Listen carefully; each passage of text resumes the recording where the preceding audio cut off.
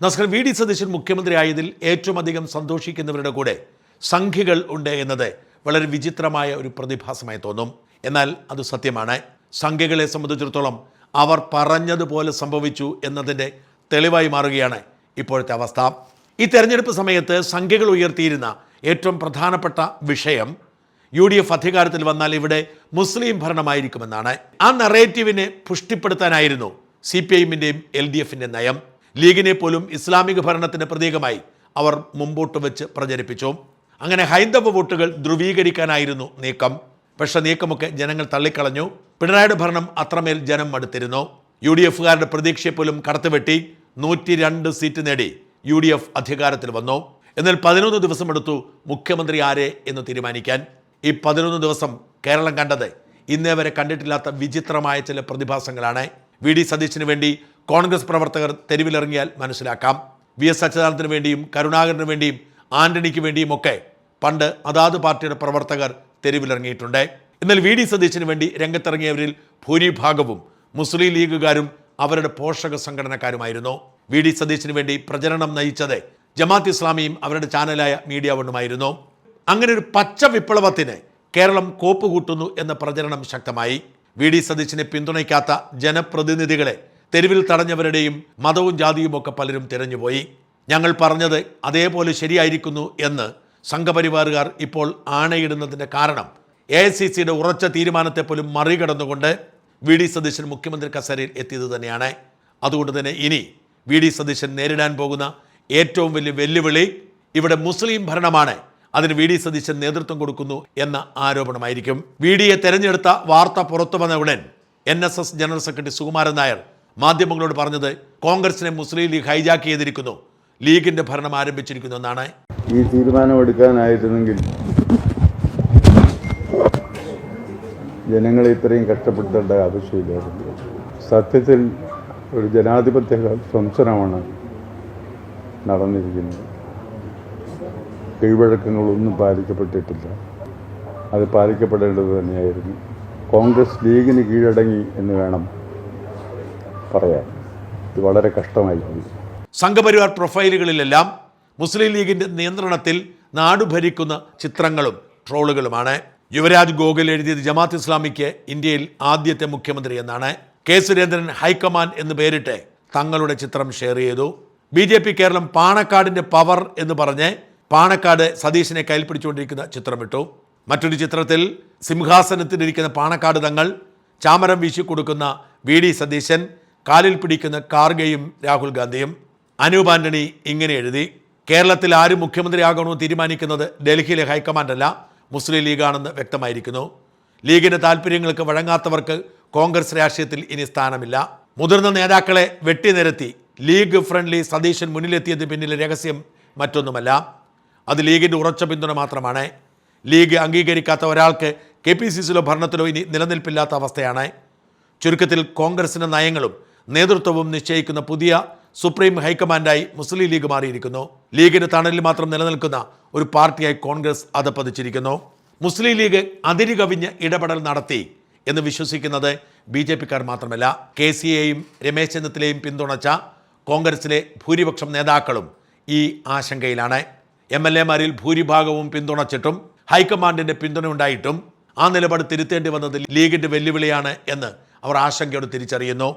ജമാഅത്ത് ഇസ്ലാമിയും media വണ്ണും അതിര് കവിഞ്ഞ് കാണിച്ച ആവേശം ഇവരുടെയൊക്കെ ഉറക്കം കെടുത്തുന്നു. ഈ സാഹചര്യം ഉരുത്തിരിയുന്നത് കേരളത്തിൽ ഒരു പുതിയ രാഷ്ട്രീയ സമവാക്യം രൂപപ്പെടും എന്ന ആശങ്ക തന്നെയാണ്. BJP ഈ പശ്ചാത്തലത്തിൽ വ്രണിതനായ രമേശ് ചെന്നിത്തലയെ കൂടെ കൂട്ടാൻ ശ്രമം നടത്തിയാലും അതിശയിക്കേണ്ടതില്ല. രമേശ് ചെന്നിത്തലയെ സോഷ്യൽ മീഡിയയിൽ പലരും സംഘിത്തല എന്ന് വിളിച്ചാണ് ആക്ഷേപിക്കുന്നത്. രമേശ് ചെന്നിത്തല നാളത്തെ BJP നേതാവാണ് എന്ന് ഇവർ രഹസ്യമായും പരസ്യമായും പറയാറുണ്ട്. ചെന്നിത്തലയ്ക്ക് ബദലായി സതീശനെ ഉയർത്തിക്കൊണ്ടുവന്ന് അധികാരം ഉറപ്പിച്ച ശേഷം ഇവർ അതിശക്തമായ ആക്രമണമാണ് ചെന്നിത്തലയ്ക്ക് നേരെ നടത്തുന്നത്. ചെന്നിത്തല സതീശൻ മന്ത്രിസഭയിൽ സ്ഥാനം ഏറ്റെടുക്കരുത് എന്നാണ് ഇവർ ആഗ്രഹിക്കുന്നത്. അങ്ങനെയെങ്കിൽ മാത്രമേ ആഭ്യന്തരമന്ത്രി സ്ഥാനം സതീശന് അവകാശപ്പെടാൻ കഴിയൂ. ഏതാണ്ട് 70 വയസ്സായ ചെന്നിത്തലയുടെ മുമ്പിൽ ഇനി രാഷ്ട്രീയ ഭാവി കൊട്ടിയടക്കപ്പെടുകയാണ്. KSUവിൻ്റെയും NSUവിൻ്റെയും യൂത്ത് കോൺഗ്രസിൻ്റെയും ഒക്കെ സംസ്ഥാന ദേശീയ പ്രസിഡന്റ് പദവിയിലെത്തിയിട്ടുള്ള 2 തവണ കോൺഗ്രസിന് വർക്കിംഗ് കമ്മിറ്റിയിലെത്തിയ കേരളത്തിന് ആഭ്യന്തരമന്ത്രി പദവി അടക്കമുള്ള ഉന്നത പദവികൾ വഹിച്ച രമേശ് ചെന്നിത്തലയുടെ മുമ്പിൽ ഇനി അധികം സാധ്യതകളില്ല. 5 വർഷം കഴിഞ്ഞ് തെരഞ്ഞെടുപ്പ് നടക്കുമ്പോൾ വി.ഡി. സതീശൻ തന്നെയായിരിക്കും പാർട്ടിയെ നയിക്കുക. അതുകൊണ്ട് തന്നെ ചെന്നിത്തലയുടെ ഭാവി പൂർണ്ണമായും കൊട്ടിയടക്കപ്പെട്ടിരിക്കുന്നു. ദേശീയ തലത്തിൽ പ്രാധാന്യമുള്ള പദവിക്കൊന്നും സാധ്യത ബാക്കിയാവുന്നില്ല. അതുകൊണ്ട് തന്നെ ചെന്നിത്തല പാർട്ടി വിട്ടു പോന്നേക്കും എന്ന കണക്കുകൂട്ടലാണ് BJP. ചെന്നിത്തലയ്ക്ക് വലിയ ജനപിന്തുണയുള്ളതുകൊണ്ട് തന്നെ ഇപ്പോഴത്തെ അവസ്ഥയിൽ അവഗണിക്കപ്പെട്ട നേതാക്കളും അണികളുമൊക്കെ ചെന്നിത്തലയോടൊപ്പം BJPയിലേക്ക് പോന്നേക്കും എന്ന പ്രതീക്ഷ അവർക്കുണ്ട്. അതിനുള്ള നീക്കങ്ങൾ കേരള BJP ആരംഭിച്ചു കഴിഞ്ഞു. വാസ്തവത്തിൽ ഇത് കേരളത്തിലെ രാഷ്ട്രീയ സമവാക്യങ്ങളിൽ വലിയൊരു അഴിച്ചുപണിക്ക് കാരണമാകും. 2011 തെരഞ്ഞെടുപ്പ് മുതൽ പടിപടിയായി വളരുന്ന രാഷ്ട്രീയ പാർട്ടിയാണ് BJP. അവർക്കൊട്ടും സ്വാധീനമില്ലാത്ത വടക്ക് കിഴക്കൻ സംസ്ഥാനങ്ങളിലും പശ്ചിമ ബംഗാളിലും വരെ അവർ ഇടം പിടിച്ചു. ഇനി BJP കേന്ദ്ര നേതൃത്വത്തിൻ്റെ കണ്ണ് പഞ്ചാബിലും കേരളത്തിലുമാണ്. കേരളത്തിൽ അധികാരം പിടിക്കാനുള്ള BJPയുടെ നീക്കം ശക്തിപ്പെട്ടുകൊണ്ടിരിക്കുന്നു. ഈ നിയമസഭാ തെരഞ്ഞെടുപ്പിൽ 3 സീറ്റുകളും കഴിഞ്ഞ ലോക്സഭാ തെരഞ്ഞെടുപ്പിൽ 1 സീറ്റും നേടി എന്നതുകൊണ്ട് തന്നെ ഇനി കൃത്യമായ നീക്കങ്ങൾ നടത്തിയാൽ അടുത്ത തവണ പ്രതിപക്ഷത്തെങ്കിലും എത്താൻ കഴിയുമെന്ന് അവർ പ്രതീക്ഷിക്കുന്നു. ഇത്തരം സാഹചര്യത്തിൽ കേരളത്തിലെ ഒരു രാഷ്ട്രീയ പാർട്ടി ഇല്ലാതായി പോകേണ്ടതുണ്ട്. ഈ തെരഞ്ഞെടുപ്പ് ആ വിധി ആർക്കാണ് എന്നതിൻ്റെ ഉത്തരമായിരുന്നു.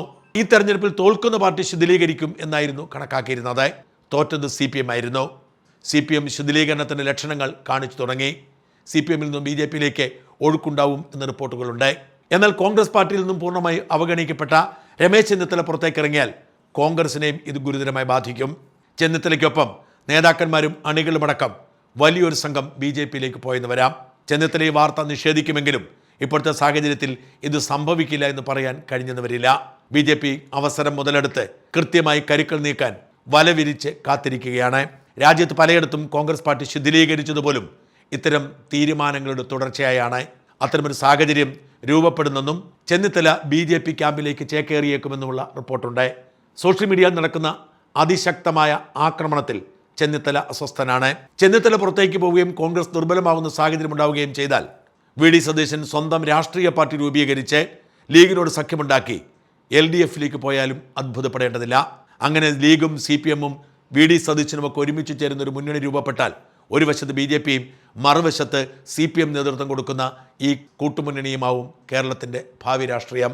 എന്തായാലും വി.ഡി. സതീശൻ്റെ പേരിൽ കോൺഗ്രസ് പാർട്ടിക്കുള്ളുണ്ടായിരിക്കുന്ന വിള്ളൽ അത്ര നിസ്സാരമായി കാണാൻ പറ്റുന്നതല്ല. ഇനി ഘടകകക്ഷികൾക്ക് മന്ത്രിമാരെ വീതിച്ചു കൊടുക്കുന്നതുമായി ബന്ധപ്പെട്ട തർക്കം ബാക്കിയാണ്. ലീഗ് ചോദിക്കുന്നത് 5 മന്ത്രിസ്ഥാനമാണ്. ഇപ്പോൾ സതീശൻ അധികാരത്തിലെത്തിയതോടെ ഉപമുഖ്യമന്ത്രി പദവിയും ചോദിക്കുന്നു എന്നാണ് വി.ഡി. സതീശൻ വിരുദ്ധ ക്യാമ്പുകൾ പറയുന്നത്. ലീഗിന് 5 മന്ത്രിമാരെ കൊടുത്താൽ നിർബന്ധമായും 2 മന്ത്രിസ്ഥാനം വേണമെന്ന് കേരള കോൺഗ്രസ് ജോസഫ് ആവശ്യപ്പെടും. അങ്ങനെ 7 മന്ത്രിസ്ഥാനം പോയി കഴിഞ്ഞാൽ അങ്ങനെ അവശേഷിക്കുന്നത് കേവലം 3 മന്ത്രി പദവി മാത്രമാണ് ഘടകകക്ഷികൾക്ക്. മുഖ്യമന്ത്രി അടക്കം 11 മന്ത്രിമാരാണ് കോൺഗ്രസിന് അർഹതപ്പെട്ടത്. ഈ 3 മന്ത്രിമാരാവാൻ 5 MLAമാരുണ്ട്. ഷിബു ബേബി ജോണും അനൂപ് ജേക്കബും CP ജോണും മാണി കാപ്പനും KK രമയും. ഇതിൽ KK രമ ഒരുപക്ഷെ ഒഴിഞ്ഞു പോയേക്കാം. 4 MLAമാരുള്ളതുകൊണ്ട് ഷിബു ബേബി ജോണിൻ്റെ കാര്യത്തിൽ തർക്കമൊന്നും ഉണ്ടാവില്ല. എന്നാൽ CP John, Anoop Jacob, Mani Kappan എന്നിവരിൽ ഒരാളെ തിരഞ്ഞെടുക്കുന്നത് വലിയ വെല്ലുവിളിയാവും. കോൺഗ്രസ് പാർട്ടിക്കുള്ളിലെ മന്ത്രിസ്ഥാന നിർണയവും മറ്റൊരു പുലിവാലായി മാറും. ഗ്രൂപ്പും സീനിയോറിറ്റിയും മതവും സമുദായവും ഒക്കെ നോക്കി വേണം മന്ത്രിമാരെ നിശ്ചയിക്കാൻ. KC വേണുഗോപാൽ മുറിവേറ്റ സിംഹമായതുകൊണ്ട് ഭൂരിപക്ഷം മന്ത്രിമാരുടെ മേലും അവകാശം ഉന്നയിക്കും. ഇതെല്ലാം പരിഹരിച്ച് മന്ത്രിസഭ പൂർണ്ണമായി രൂപീകരിച്ച് പ്രവർത്തനം ആരംഭിക്കുമ്പോഴേക്കും കേരളം ഒരു പരുവത്തിലായിരിക്കും.